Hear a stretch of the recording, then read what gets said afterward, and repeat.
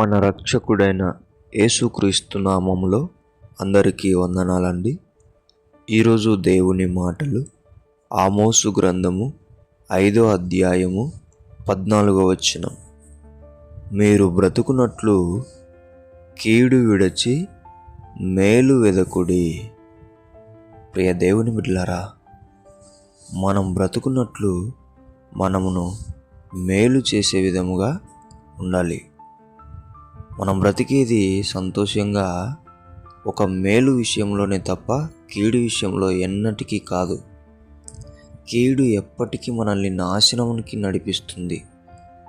అయితే ఈ రోజుల్లో మనుషులు ఎలా అయిపోయినారంటే కీడు వెంబడి పరిగెడుతూ ఉంటున్నారు.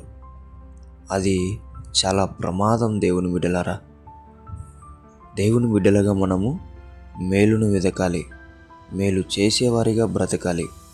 అప్పుడు మనల్ని దేవుడు తోడైండి మనల్ని నిత్య జీవానికి నడిపిస్తాడు, నిత్యం మనల్ని బ్రతికిస్తాడు.